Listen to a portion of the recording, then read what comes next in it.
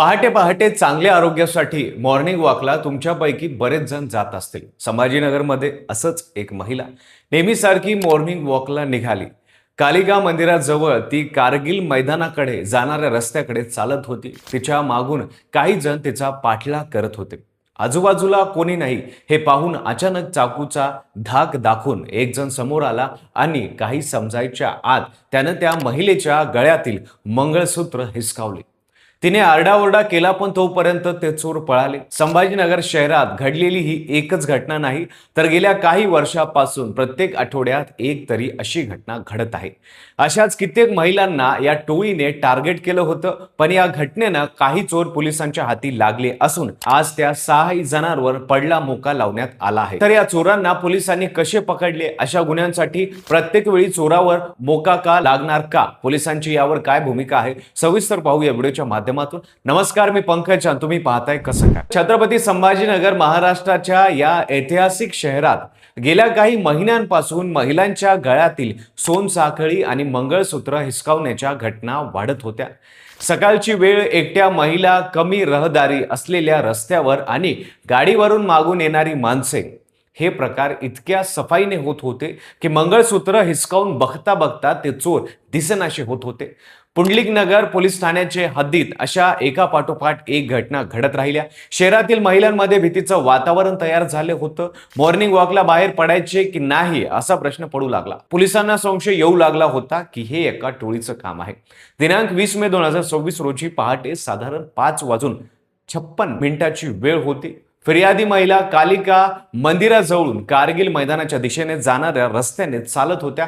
रस्त्यावर अंधुक प्रकाश होता, गर्दी नव्हती। अचानक त्याच्या मागून 3 जण आले, अमन शेख, आदित्य काळे आणि शेख अल्ताफ। त्यांनी या महिलेला चाकू दाखवला, धमकी दिली आणि एका झटक्यात त्या महिलेच्या गळ्यातील मंगळसूत्र हिसकावले। हे सगळे इतक्या फास्ट घडले की त्या महिलेला काहीही करण्याची संधी मिळाली नाही। पण याच घटनेत सगळ्या टोळींचा पर्दाफाश झाला।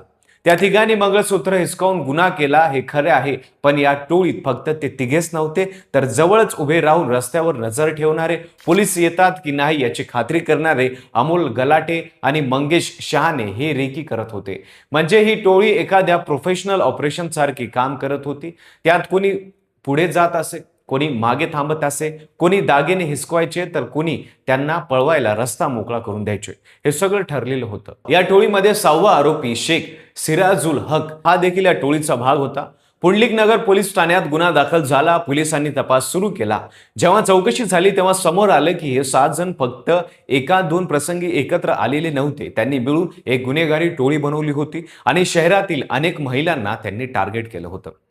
प्रत्येक वेळी पद्धत तीच, पहाटे किंवा सकाळच्या वेळी रेकी करायची, एकट्या महिलेला हेरायचं, सुनसान रस्ते पाहून ठेवायचे आणि चाकू दाखवायचा आणि मंगळसूत्र ओढून पळून जायचे। साधा चेन स्नॅचिंगचा गुन्हा इथपर्यंत सरळ होता, पण पोलीस आयुक्त प्रवीण पवार यांना या प्रकरणाकडे वेगळ्या नजरेनं पाहिलं। हे फक्त चोरी नाही, हे संघटित गुन्हेगारी आहे। आणि मग निर्णय घेण्यात आला, या 6 जणांवर मोका लावण्याची प्रक्रिया सुरू झाली।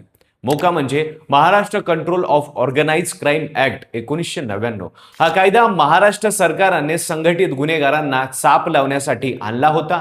त्याखाली अटक झालेल्या आरोपींना 6 महिने जामीनही मिळत नाही। टोळीतल्या आरोपींवर 10 वर्षात किमान 2 गुन्हे दाखल असणे ही अट या कायद्याखाली कारवाईसाठी लागते।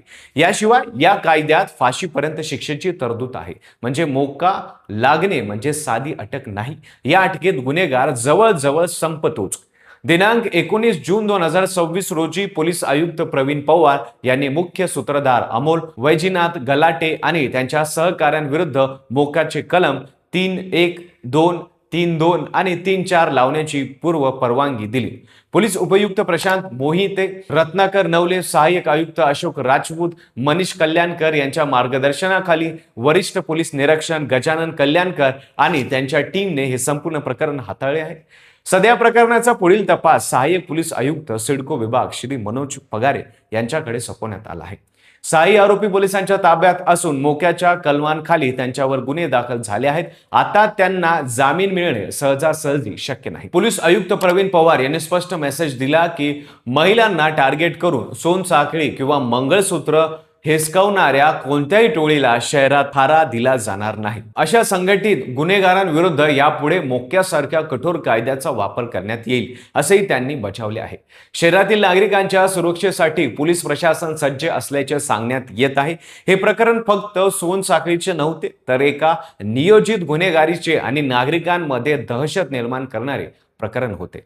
पण पोलिसांनी आरोपीच्या मुसक्या आवळल्या. आज त्यांच्यावर मोका लागला. पण जर पोलिसांनी अशा प्रत्येक गुन्ह्यावर याच ताकदीने कारवाई केली तर शहरात अशा गुन्ह्याचे प्रमाण शून्यावर येईल आणि नागरिक कुठली भीती न बाळगता रात्री, पहाटे, दिवसा, सायंकाळी बिनधास्त फिरू शकतात. तुम्हाला काय वाटतं, पोलिसांनी अशा गुन्ह्यांवर कारवाई करायला पाहिजे का? तुमचं मत कमेंटमध्ये नक्की सांगा. व्हिडिओ आवडला तर लाईक करा. चॅनलवर नवीन असाल तर चॅनलला सबस्क्राईब करायला विसरू नका आणि पाहत राहा फक्त कसं.